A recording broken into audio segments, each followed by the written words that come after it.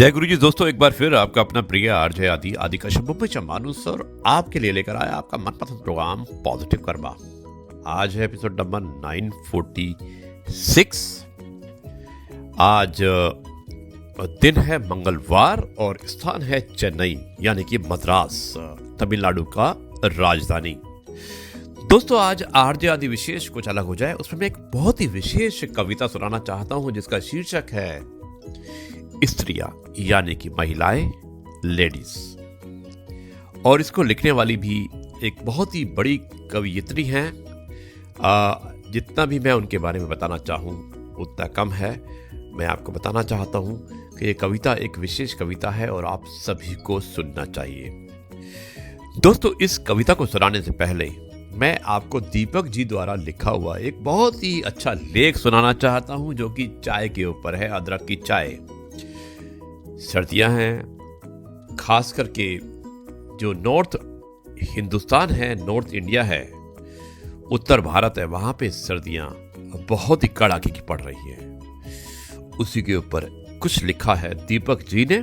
दीपक जी, धन्यवाद इस लेख को भेजने के लिए। और मैं सुनाना चाहता हूं इस लेख को कुछ इस प्रकार। वो कहते हैं कि फिजा में घुल रही है महक अदरक की, फिजा में घुल रही है महक अदरक की, आज सर्दी भी चाय की तलबगार हो गई। अदाएं तो देखिए बदमाश चाय पत्ती की।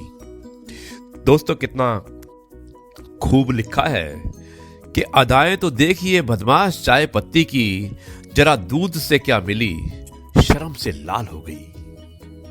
थोड़ा पानी रंज का उबालिए, थोड़ा पानी रंज का उबालिए, खूब सारा दूध खुशियों का, थोड़ी पत्तियां ख्यालों की, थोड़े गम को कूटकर बारीक, थोड़े गम को कूटकर बारीक हंसी की चीनी मिलाकर दीजिए, उबलने दीजिए ख्वाबों को कुछ देर तक, उबलने दीजिए ख्वाबों को कुछ देर तक। और दोस्तों, अंत में लिखा है कि ये जिंदगी की चाय है जनाब, ये जिंदगी की चाय है जनाब, इसे तसल्ली के कप में छान कर घूट घूट कर मजा लीजिए, घूट घूट कर मजा लीजिए।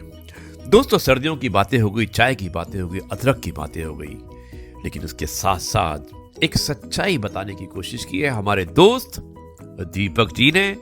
धन्यवाद दीपक, इतनी बढ़िया कविता को भेजने के लिए। आपने सब कुछ बता दिया है। और अब आरजे आदि विशेष कुछ अलग हो जाए इसमें मैं कविता सुनाना चाहता हूं स्त्रियां यानी कि महिलाएं, औरतें। और भेजने वाली है अनामिका, बहुत ही प्रसिद्ध लेखक हैं, कवयित्री हैं। अनामिका जी, धन्यवाद एपिसोड नंबर 946 में इस कविता को भेजने के लिए, जिसे मैं शामिल करने वाला हूं अपने दर्शकों को और अपने सुनने वालों को। दोस्तों, ध्यान से सुनिएगा, बहुत ही मतलब है इस कविता का। स्त्रियां। पढ़ा गया हमको जैसे पढ़ा जाता है कागज, बच्चों की फटी कॉपियों का चना जोर गरम के लिफाफे बनाने के पहले। देखा गया हमको जैसे कि कुफ्त हो उनिंदे, देखी जाती है कलाई घड़ी, अलस सुबह अलार्म बजने के बाद। सुना गया हमको यूं ही उड़ते मन से, जैसे सुने जाते हैं फिल्मी गाने सस्ते कैसेटों पर, ठसा ठस ठूसी हुई बस में। भोगा गया हमको बहुत दूर के रिश्तेदारों के दुख की तरह। दोस्तों, ध्यान से सुनिएगा, एक स्त्री की व्यथा है और मुझे उम्मीद है कि आप इसे ध्यानपूर्वक सुनेंगे।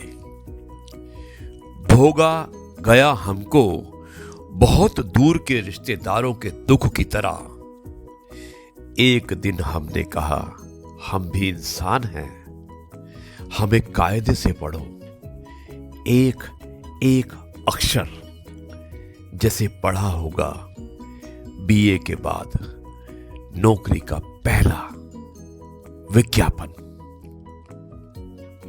देखो तो ऐसे जैसे कि ठिठुरते हुई देखी जाती है, देखो तो ऐसे जैसे कि ठिठुरते हुए देखी जाती है बहुत दूर जलती हुई आग।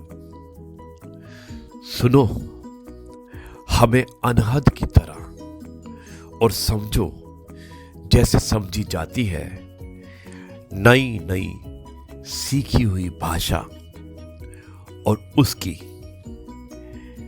परिभाषा। इतना सुनना था कि अधर में लटकती हुई एक अदृश्य टहनी से टिड्डियां उठी और रंगीन अफवाहें चीखती हुई ची ची दुष्चरित्र महिलाएं किन्हीं सरपरस्तों के दम पर फूली फैली अगरधत जंगली लताएं खाती पीती सुख से उबी और बेकार बेचैन आवारा महिलाओं ही शगल है ये कहानियां और कविताएं। फिर ये उन्होंने थोड़े ही लिखी है, कनखिया इशारे फिर कनखी, बाकी कहानी बस कनखी है, बस कनखी है।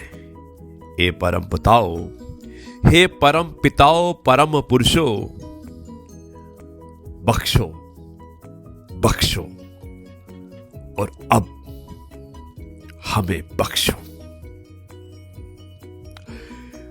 दोस्तों ये थी स्त्रियों की, महिलाओं की एक दास्तान जो अनामिका ने स्वरचित किया था, उन्होंने लिखा था। बहुत ही अच्छे ढंग से उन्होंने महिलाओं के बारे में लिखा है और मुझे उम्मीद है कि आपने समझने की कोशिश की होगी और समझे भी होंगे।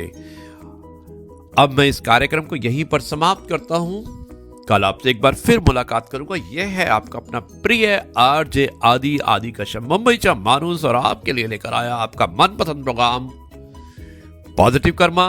मुलाकात करते हैं एपिसोड नंबर 947 में, कल शायद नई दिल्ली से। तब तक के लिए कहता हूं जय गुरु जी, शुक्राना गुरु जी।